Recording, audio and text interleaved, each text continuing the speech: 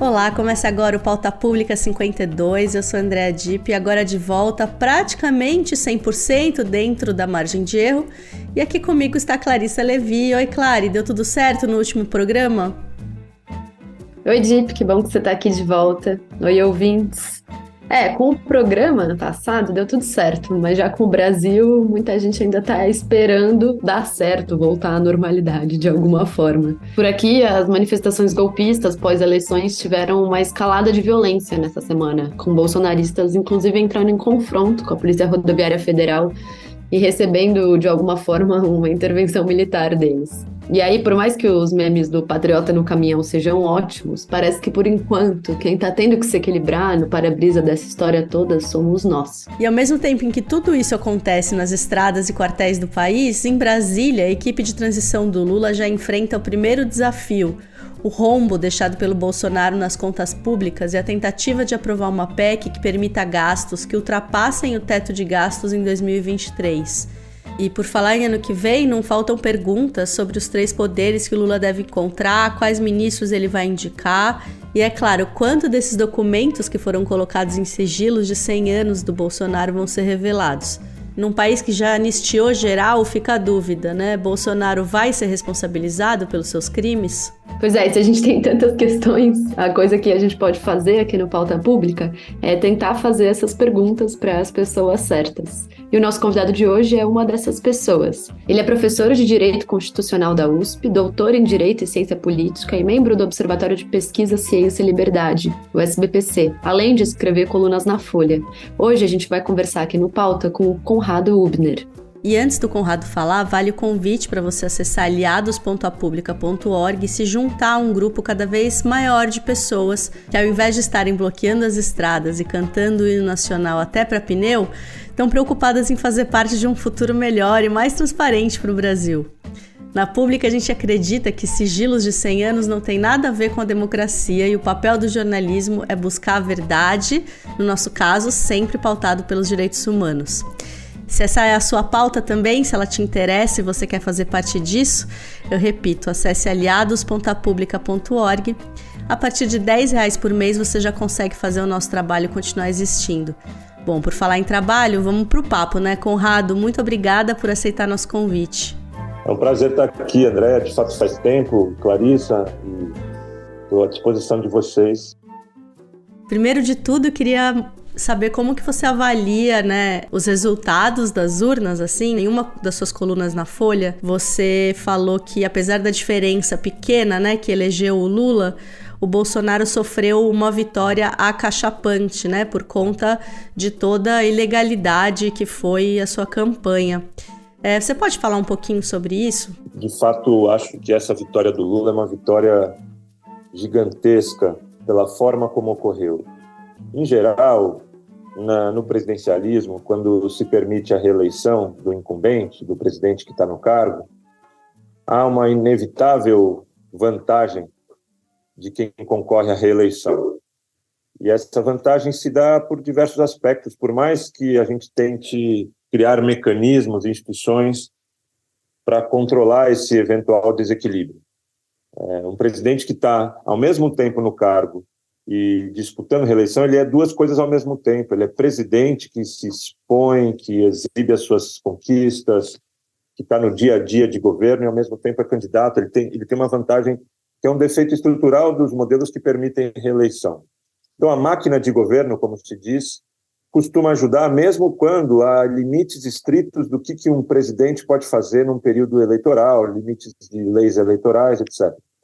E por essa razão, nos 30 anos de democracia dessa nova república, a partir da Constituição de 88, é que os presidentes se reelegeram. A FHC se reelegeu, Lula e Dilma se reelegeram. Bolsonaro é o primeiro a perder a disputa por uma reeleição. Mas eu acho que, assim, essa, entre aspas, é a normalidade do presidencialismo que permite reeleição. É um defeito, a gente tenta minimizar essa vantagem competitiva que incumbentes têm, mas é um problema. Incumbentes costumam se reeleger.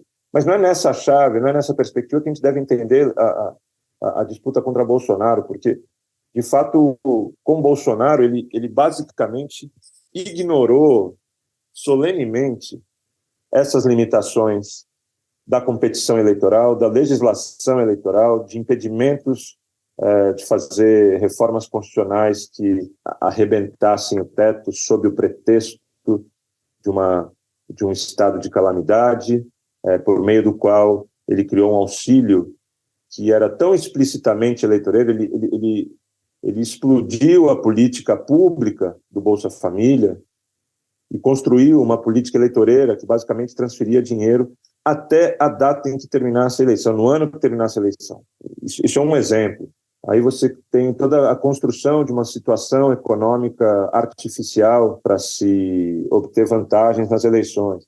Existe um programa enorme de desinformação, de notícia falsa, de difamação. Nós ainda estamos numa situação de vácuo institucional, para não falar das práticas de assédio eleitoral praticados em todo o canto do país. O orçamento secreto, que é essa máquina corrupta de tornar a distribuição de dinheiro público algo que a gente não consegue saber e não consegue controlar para qual destinatário, e assim por diante. E o orçamento secreto construiu formas de laços clientelistas entre membros do Parlamento Federal com membros de governo local, que cria estruturas de... Bom, não, nem precisamos falar do quanto que desse dinheiro pode vazar e pode escoar para os bolsos privados de cada um desses políticos. Mas mesmo a parte desse dinheiro que não escoa para os bolsos privados, ele escoa para práticas profundamente corruptas também, sem controle, enfim. O Bolsonaro conseguiu desmontar esse sistema, com toda essa máquina trabalhando em favor dele. Não era qualquer máquina, uma máquina profundamente corrupta, uma máquina que o TSE não conseguiu controlar, por meio do varejo judicial, de decisões que mandam suspender conteúdo depois de que esse conteúdo já estava sendo espalhado por 3 dias. Enfim, é nesse sentido que essa eleição foi profundamente desequilibrada e assim, esse é o lado dramático dessa eleição. O lado que se pode esperar que dá um certo otimismo é que a ideia de que Bolsonaro teve 49% dos votos não nos permite concluir que 49% da população brasileira, 49% das pessoas que votaram em Bolsonaro, necessariamente correspondem a esse eleitor radicalizado, extremista, que vai com Bolsonaro até as últimas consequências. Mas é nesse sentido que a vitória é muito maiúscula. A campanha do PT, com seus acertos e seus erros, ainda fica muito atrás em termos dessas ferramentas digitais e tudo mais. Então, ter derrotado Bolsonaro nessas circunstâncias é muito significativo. E aí, Conrado, eu fico pensando, como você vê a resposta dos bolsonaristas a esse resultado, né? Os bolsonaristas ali fechando rodovias no movimento claramente pré-articulado, inclusive com apoio de empresas, e também agora, nos últimos dias, distribuindo sistematicamente teorias conspiratórias e supostas evidências de fraude no resultado das urnas. Como é que você vê assim, a movimentação desse campo depois do dia 30? Ainda é difícil de tirar conclusões muito definitivas, claro, sobre esse movimento. O que dá para dizer que não era inesperado é que existe uma parcela dos apoiadores de Bolsonaro que de fato vivem numa espécie de bolha desinformante, criadora de uma realidade paralela e que embarca em qualquer tipo de elaboração fictícia sobre o mundo real. Bom, isso a gente já conhece, mas é que nessa semana isso atingiu um ápice de disseminação e de notícias e de descrições dos fatos que não eram somente distorções ou sutis distorções, a criação quase que cômica de fatos completamente desconectados da realidade. Que esse grupo já está totalmente associado ou apoiador de um movimento antidemocrático, que rejeita a Constituição, que apoia militares para a criação de um programa de lei da ordem que eles distorcem e descrevem como liberdade, defesa da família, defesa da soberania, enfim, todo esse conjunto de palavras que foi apropriado pelo bolsonarismo. Enfim, um grupo radical que está sendo financiado por empresários brasileiros, apoiadores de Bolsonaro, com certeza. Ainda sabemos pouco do quanto que esse movimento também goza e se beneficia de recursos globais da extrema-direita, porque essa rede internacional da extrema-direita se articula, se coordena e se ajuda. Então, olhar para essa realidade muito nova, né? De um lado, um grupo radicalizado que não vai aceitar em nenhum momento a derrota eleitoral, em nenhum momento a posse de Lula, em nenhum momento o governo de Lula. De outro lado, um presidente que se comporta de maneira ambígua, porque ele joga todo o tempo nos dois lados. Todo o tempo ele alimenta uma base radical alucinada, completamente descolada da realidade, que vai com ele a qualquer custo. O Bolsonaro pode assassinar uma pessoa na frente que eles vão acreditar que tem alguma outra razão e que ele continua a ser um grande líder. E, de outro lado, o Bolsonaro precisa equilibrar um outro prato, que é o prato do sistema político mais tradicional, que ele precisou construir alianças, que é o Centrão, que é o PL. Então, de um lado, é o partido do gabinete do ódio, é o partido digital, das grandes milícias digitais, dos seus apoiadores. De outro lado, é o Valdemar da Costa Neto, o grande corpo corrupto da política brasileira. Então, o pronunciamento dele, quase 48 horas depois do resultado eleitoral, era um pronunciamento que precisava jogar para os dois lados, né? De um lado, sendo muito ambíguo ou omisso em relação aos movimentos, e esse silêncio fez com que esses movimentos continuem ainda, e esses movimentos vão continuar com maior ou menor intensidade, dependendo dos recursos, não vai ser fácil desarticulá-los, mas, de outro lado, sendo obrigado a acenar para um sistema político sem dizer que reconhecia a vitória do Lula, sem dizer que não houve fraude. Foi um pronunciamento pífio, mas nesse desafio, nessa arte de equilibrar dois pratos muito contraditórios, por assim dizer. Então, acho que é isso. Vai ter muito barulho ainda, mas acho que, ao mesmo tempo, o sistema político está funcionando para atenuar esses movimentos. O sistema judicial ainda demora na responsabilização. O sistema judicial é um grande alvo, né? Qualquer instituição que ouse aplicar a lei e controlar a extrema-direita vai ser atacado como uma forma de repressão da liberdade, como uma espécie de ditadura. Eles se apropriaram de todo o nosso vocabulário democrático para utilizar em favor dele. Então, o TSE hoje é sinal para eles, nessa mente alucinada, de ditadura judicial. Era as pessoas dos juízes sendo alvos permanentes de ameaça e difamação, era o tribunal sendo alvo de desconfiança, descredibilização, de corrosão da sua autoridade, era a avalanche de desinformação por plataformas digitais, sem a existência de uma agência de regulação para isso no Brasil ainda. Então, era o TSE sozinho. E o seu presidente, Alexandre de Moraes, ainda mais sozinho, porque tinha uma responsabilidade especial na tomada de decisões, junto com o plenário, às vezes decisões monocráticas, mas era uma circunstância absolutamente extraordinária, e acho que, claro, nessas situações as decisões acabam vindo, algumas decisões muito novas, muito extravagantes, muito inovadoras, no sentido meio arriscado do termo, porque não necessariamente reproduzem decisões de eleições passadas. E tudo isso, nesse contexto, gerou, no debate público, muitas críticas dos dois lados ao STF. De um lado, dos extremistas, é a crítica previsível, a crítica de que estão praticando ditadura contra a liberdade. Mas foi surpreendente ver também, do outro lado, por assim dizer, do lado democrático, dos grandes jornais, uma postura que, ainda que pudesse e devesse ser crítica quando decisões extrapolaram seus limites, mas levaram muito pouco a sério o contexto em que isso ocorria, né? Analisar casos e decisões extravagantes isoladas do TSE, como descoladas da tradição, dos precedentes da jurisprudência, eu acho que foi um grande equívoco analítico, porque assim, era o TSE tentando sobreviver. Eu acho que essa eleição foi extraordinariamente tensa, dificilmente a democracia brasileira sobreviverá a uma nova eleição desse tipo, sem a gente construir instituições que tentem buscar soluções para esse partido digital, do gabinete do ódio, por assim dizer.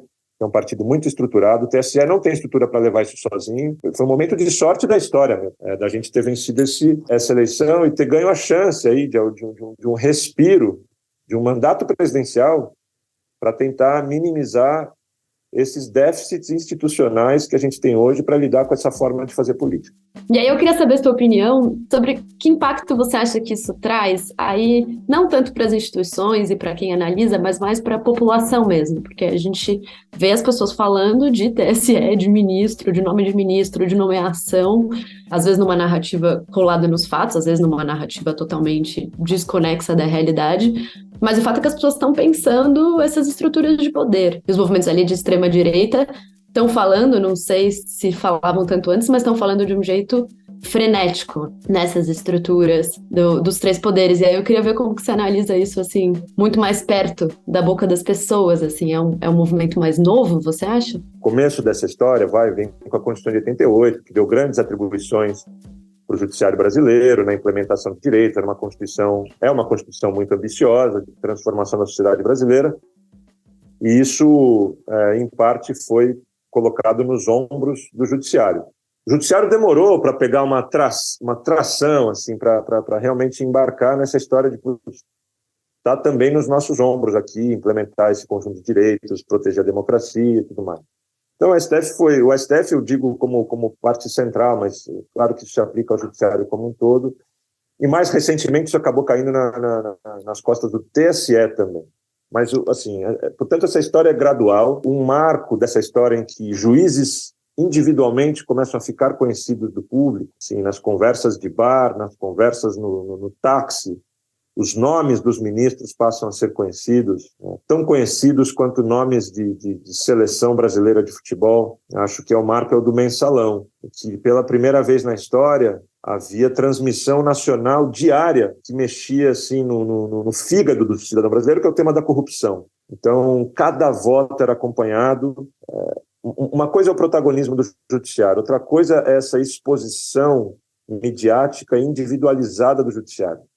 E aí já começa a mostrar uma certa perversão, na qual os próprios juízes e os próprios ministros embarcaram e se deliciaram com isso. Então, é possível fazer a crítica de um certo descuido de ministros que permitiu que uma previsível politização do judiciário em função dos grandes assuntos espinhosos em que o judiciário teve que se meter, mas aí as figuras individuais dos ministros e dos juízes passaram a também se permitir que aparecessem, ou querer que aparecessem, e o STF foi também distribuindo poderes individuais cada vez mais fortes a cada um dos ministros, e os ministros passaram a ser grandes figuras públicas individuais. Isso é sempre um problema para um judiciário, que fragiliza o judiciário, fragiliza a instituição do judiciário ao vincular cada decisão da instituição judicial, que se presume imparcial, que se presume aplicadora da lei, distanciada, independente das disputas partidárias. Claro, decisões que às vezes existem valores políticos operando ali, isso não dá para escapar da interpretação jurídica, mas que estão afastadas das grandes disputas políticas do país. É por isso que se constrói um judiciário com várias proteções, várias prerrogativas independentes e tudo mais, mas sim, para além do desenho institucional do judiciário, a gente precisa contar com juízes responsáveis e que entendam o peso da sua função e que exerçam também um certo desapego pela celebridade da política, né? Pelo espaço de celebridade. E acho que claro, não dá para dizer que essa foi a grande causa de qualquer um dos problemas que a gente tem enfrentado hoje, mas é certamente uma das causas da perversão e da desinstitucionalização do judiciário, em particular dos tribunais superiores. Nas eleições de 2022, expôs. A de 2018 já tinha exposto bastante, mas a de 2022, como nunca, expôs dessa vez o TSE. E assim, é possível dizer que, de um lado, essa exposição extrema de um juiz individual permite que um ator como o Bolsonaro deixe de falar em TSE e passe a mirar nessa pessoa. Portanto, nunca era o TSE que estava tomando decisão, era Alexandre de Moraes. E ao individualizar a crítica, o ataque, o tiro, isso também desinstitucionaliza a discussão. Ao mesmo tempo, não dá para deixar de reconhecer que em 2022, com todas as reservas que a gente pode ter, a Alexandre de Moraes como ministro do STF, ele foi um ator muito importante. Imaginemos um Toffoli ali. Seria uma tragédia. Ele teve serenidade, coragem, força e destemor, por assim dizer, para enfrentar essa máquina. mas dentro de uma estrutura judiciária que já funciona muito mal, que já se permitiu a exposição individual, que já corroeu sua própria autoridade em função desse comportamento individual de juiz. Esse é um aspecto de um balanço sobre esse grande protagonismo que o judiciário exerce. Poderia ter sido diferente, mas esse é um problema sério da democracia brasileira. De novo, ainda mais com esse fator, é mais um elemento para caracterizar a sorte dessas eleições, e o elemento absolutamente contingente de que nessas eleições estava Alexandre de Moraes lá, e talvez tenha sido a melhor pessoa do Supremo Tribunal Federal, que ocupa o assento de presidente do TSE, para estar lá nesse momento. Com base em tudo isso que você está dizendo, Conrado, existe, na sua opinião, chances reais do Bolsonaro ser responsabilizado juridicamente por todos os crimes que ele cometeu? Qual é a importância disso para a história do Brasil, né? Assim, tanto se ele for ou se não for. E aí pensando também no nosso passado, na transição, né, da ditadura para a redemocratização, etc. Como você vê essa responsabilização ou não do Bolsonaro? Essas perguntas sobre avaliação de probabilidades, todos os comentaristas políticos erram consistentemente, né? Às vezes eu faço, mas eu não gosto de fazer esse tipo de juízo porque, enfim, ele não significa nada em relação ao que nós devemos tentar fazer. Em relação ao que é nosso dever político, jurídico, cívico fazer, na suposição de que, provável ou menos provável, isso é necessário perseguir. E é necessário perseguir a responsabilização de Bolsonaro. E há múltiplas vias pelas quais Bolsonaro pode ser responsabilizado, sobretudo quando Bolsonaro deixa de ser presidente e, portanto, perde a prerrogativa de foro no STF. Bolsonaro, presidente com prerrogativa de foro, conseguiu trancar absolutamente todas as formas de ser investigado, quanto mais responsabilizado, pelas suas ilegalidades e pelos seus crimes. Basicamente, trancou porque ele capturou o Procurador-Geral da República. Ele nomeou, de maneira muito competente, um vassalo. E esse vassalo atendeu tudo o que ele quis, gratuitamente. Mesmo quando deixou de ser crível que esse vassalo pudesse ser nomeado ao STF, mesmo quando Bolsonaro o traiu 2 vezes, porque Bolsonaro fez 2 nomeações e não nomeou o Procurador-Geral da República, e, portanto, só poderia nomear num próximo mandato, e mesmo depois do Bolsonaro perdendo as eleições, Augusto Aras acaba de pedir o arquivamento das investigações da CPI da pandemia, ou seja, continua na mesma postura. Então, o grau de vassalagem é profundo. Essa instituição foi bloqueada, e um defeito estrutural dessa instituição é que esse poder está todo concentrado na mão desse indivíduo, Procurador-Geral da República. No momento que esse indivíduo, sozinho, sem nenhum recurso, um poder irrecorrível, não dá para apelar para ninguém. No momento que ele diz arquive-se, ninguém pode dizer nada. Então, o passivo arquivado por Augusto Aras, pedidos de investigação de Bolsonaro, é gigantesco.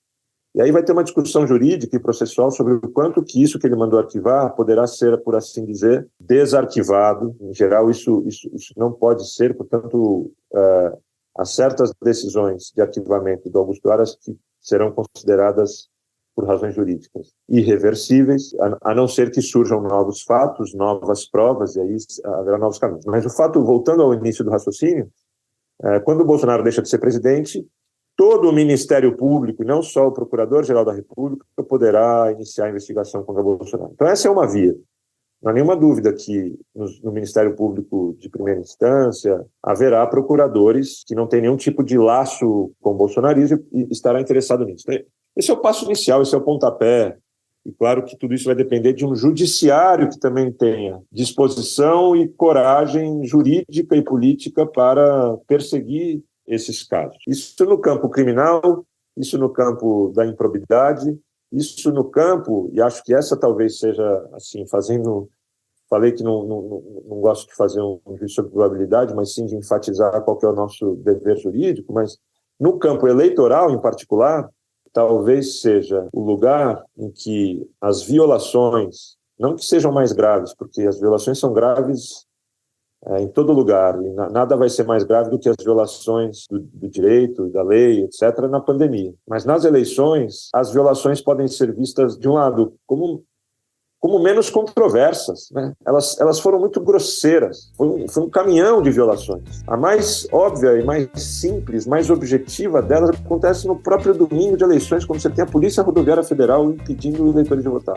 Então, acho que no campo eleitoral já é possível imaginar, sem maiores extravagâncias jurídicas, a declaração de perda de direitos políticos e de inelegibilidade de Bolsonaro. Isso já seria uma grande vitória. Crimes eleitorais, talvez, mas que façam ele perder direitos políticos. Isso já seria uma forma de, se não de responsabilizar de maneira justa a altura dos ilícitos que Bolsonaro cometeu, mas pelo menos neutralizá-lo no jogo político, onde ele permanecerá muito perigoso.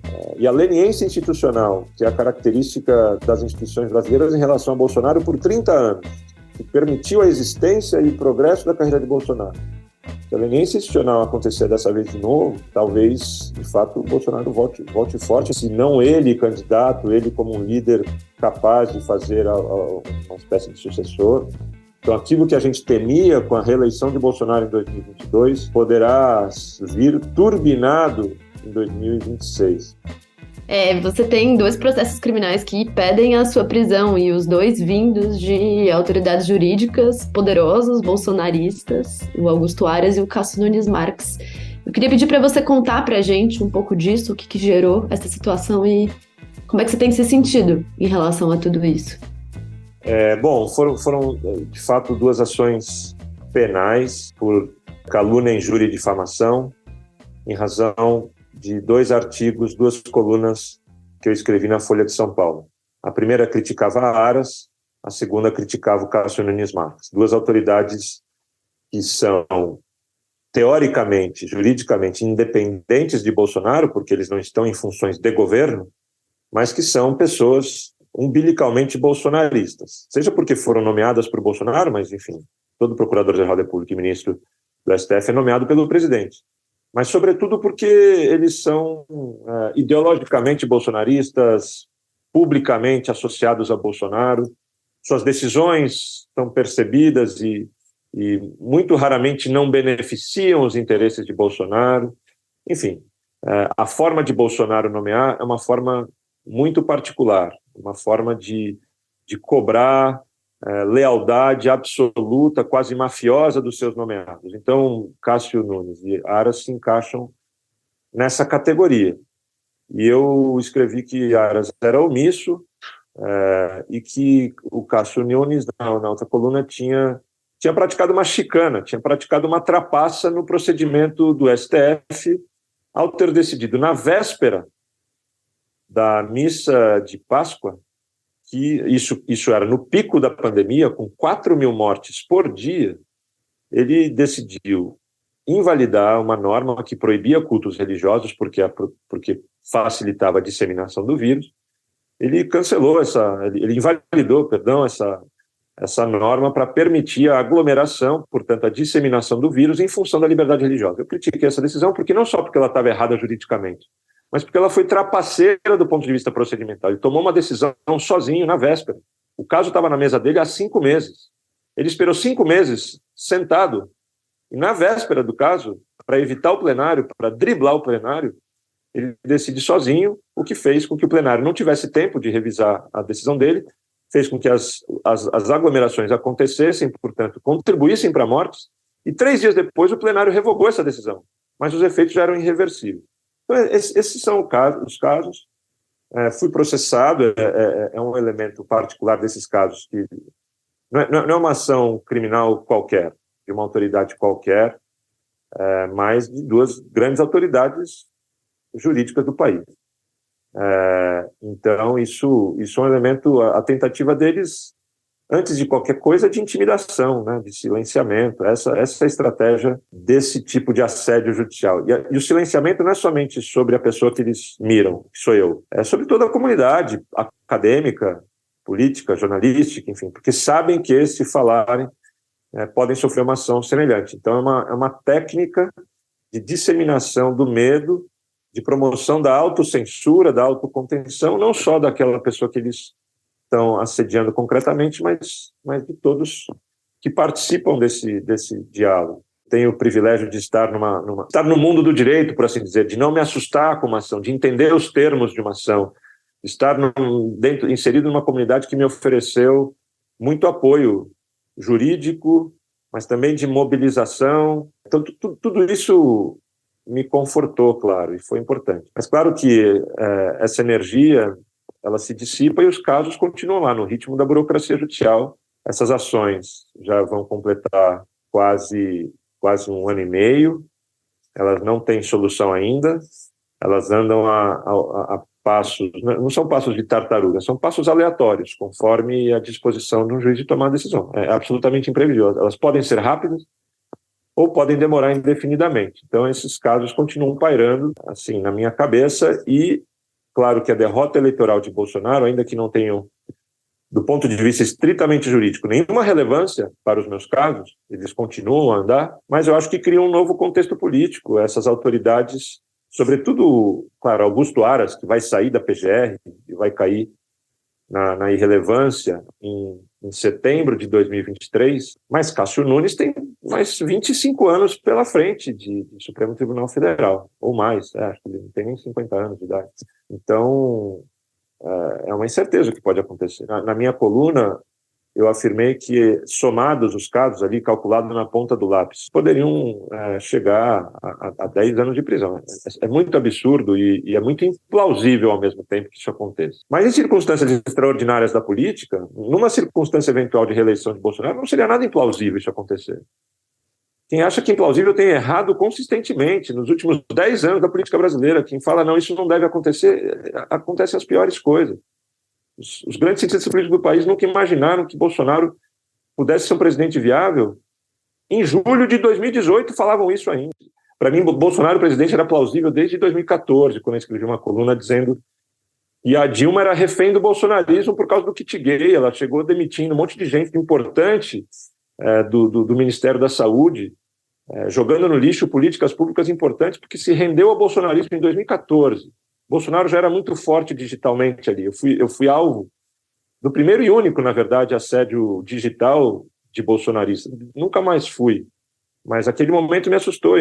Naquele momento, para as nossas análises políticas, Bolsonaro era a franja da franja. E estava crescendo algo ali importante, radical, e que ninguém deu atenção. Então, é isso.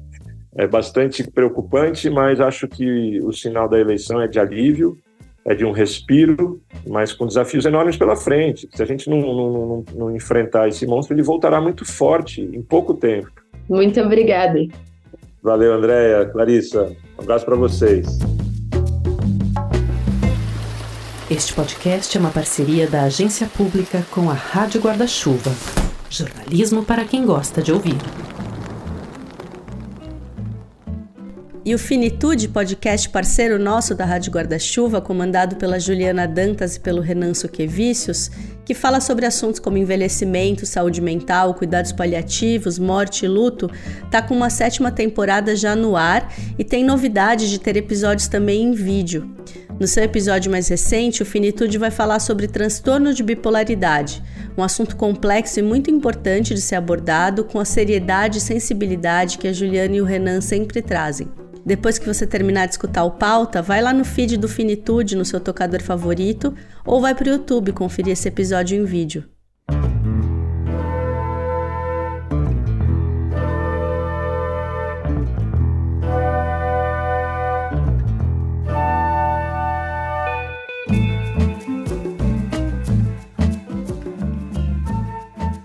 E o Pauta Pública 52 está chegando ao fim, mas a nossa missão de trazer conversas relevantes que ajudam a explicar o Brasil continua firme e forte.